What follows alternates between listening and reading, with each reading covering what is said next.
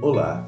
Hoje no nosso canal no YouTube nós vamos conversar um pouquinho sobre esse período de isolamento, esse período de quase confinamento em virtude da pandemia que nos assola. É muito importante a gente fazer uma análise sobre esse nosso dia a dia, porque essas mudanças às quais somos impostos, elas podem gerar muitas vezes conflito, ansiedade, desconforto existencial. E para que a gente possa lidar com essa nova realidade, lidar com esse novo dia a dia, é muito importante que a gente possa refletir sobre algumas situações do nosso dia a dia. A primeira delas é entender que a mente funciona conforme o hábito. Nós temos um dispositivo na nossa mente que faz com que a gente se acostume com o nosso dia a dia. Então, até pouco tempo atrás, algumas semanas atrás, nós estávamos acostumados, habituados com um tipo de rotina, com um tipo de dia a dia que foi quebrado, que de forma imposta, isso foi mudado de maneira que a nossa própria realidade hoje é diferente. Então a nossa mente está acostumada com uma realidade e de repente nós somos obrigados a lidar com uma realidade diferente. E isso pode gerar alguns conflitos, como eu falei, no sentido de que nós não estamos acostumados ou mesmo preparados para lidar com esse novo dia a dia. Então, precisamos refletir sobre como nós estamos lidando com essa situação. Quando a gente não analisa o suficientemente, nós deixamos que algumas sensações desconfortáveis possam surgir na nossa existência, como a ansiedade, por exemplo. Então, é preciso que a gente analise como nós estávamos elaborando, como você estava elaborando o seu dia a dia antes do isolamento e como você já está elaborando o seu dia a dia agora com o isolamento. Faça uma análise em si mesmo, faça uma leitura do seu passado recente para entender mais ou menos assim, quanto tempo você estava gastando por dia para trabalhar? Quanto tempo por dia você estava usando, gastando nas suas relações sociais, nas suas relações afetivas? Para fazer uma comparação e entender que se aquele dia a dia estava confortável para você, é muito possível que essa mudança cause o desconforto. E nessa perspectiva ainda, vamos entender que o tempo todo você está desempenhando um papel na sociedade. Antes você desempenhava, vamos imaginar aqui, 8 horas por dia no seu papel profissional. E agora, o que você está fazendo com essas 8 horas por dia?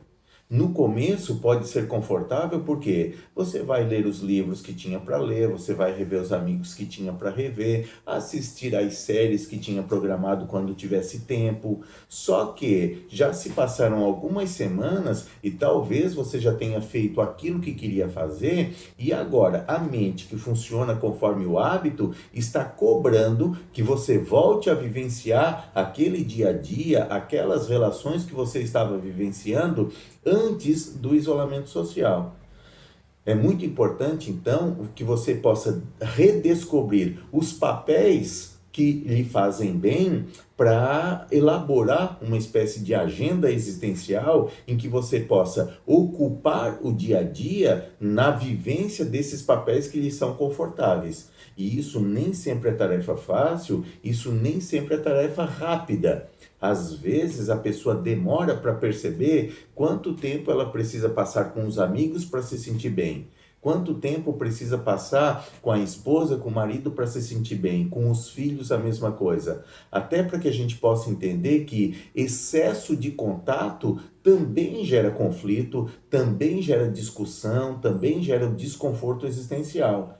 Então, na sua mente, no seu funcionamento mental, já está ali mais ou menos pré-programado do quanto tempo você precisa passar com cada uma dessas pessoas, como por exemplo os seus familiares, para você se sentir bem. E quando esse tempo ideal, adequado, ele é muito alterado, isso vai causar um desconforto. Se você passa muito menos tempo com as pessoas que gostaria, vai sentir saudade. E se você passa tempo demais, vai começar a sentir incômodo. E aí os atritos geralmente começam a crescer, a tolerância começa a diminuir. Então, é muito importante você preencher esse dia a dia na elaboração de papéis que lhe são importantes, na execução, na vivência de tarefas que lhe fazem bem. E isso é muito complexo porque muitas vezes faz bem por 3, 4 dias e depois já tem que dar uma descansada. E você constantemente precisa analisar a si mesmo, seu bem-estar, analisar o seu dia a dia para tentar descobrir essa compatibilidade em cada um desses papéis. Quanto tempo como marido, como esposa, quanto tempo como pai, como amigo, nesse novo dia a dia, para exercer a saúde mental, para que a sua qualidade de vida fique em dia. Porque senão você corre o risco de vivenciar o desconforto. Tem uma característica muito marcante nesse momento, que é o excesso de informações. E às vezes o excesso de informações, ele pode gerar uma preocupação e até mesmo um desconforto.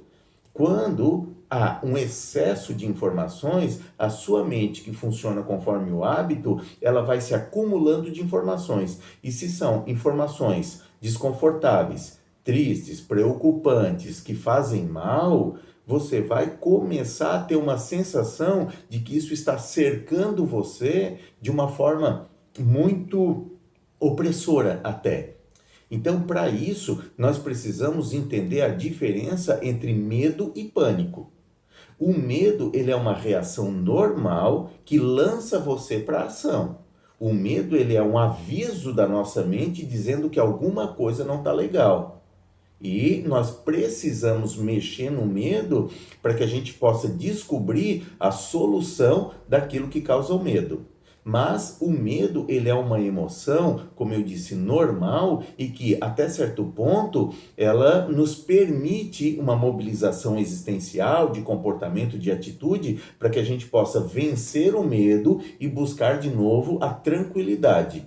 O problema é quando o medo cresce demais e pode crescer por excesso de informações negativas, mas quando o medo cresce demais, ele se transforma em pânico. O pânico nada mais é do que uma emoção extrema. E toda emoção, quando ela é muito forte, ela acaba atrapalhando a razão, atrapalhando a reflexão.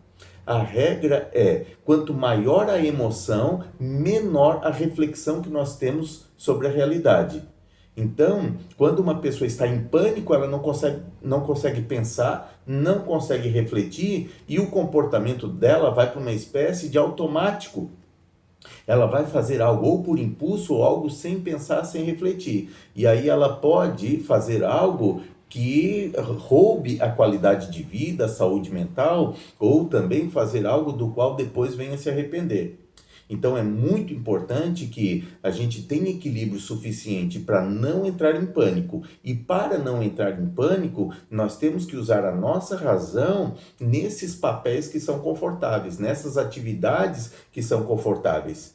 Então, de modo geral, nesse momento, você precisa se reinventar. Você precisa descobrir atividades que te fazem bem nesse momento, nessa fase, porque talvez daqui a pouco a gente precise voltar para aquela vida anterior. Mas enquanto aquela vida não volta a acontecer, nós precisamos saber lidar com isso, que é momentâneo, é transitório, mas que se não tomarmos cuidado, isso pode nos incomodar de modo que podemos discutir com pessoas que nos são queridas, desfazer relações que são importantes e saudáveis e começar um sofrimento desnecessariamente.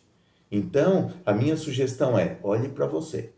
Olhe para dentro de você mesmo e descubra, nesse momento, quais são os papéis que são confortáveis, quanto tempo você precisa vivenciar esses papéis para sentir esse desconforto. Ou seja, qualidade de vida, saúde mental é possível em qualquer momento, desde que a gente tenha o equilíbrio suficiente para ficar centrado, para ficar no comando da própria existência. Se nós perdermos o comando, outra situação, outra coisa, ou medo, ou pânico, podem tomar o espaço no momento e a gente só sofrer.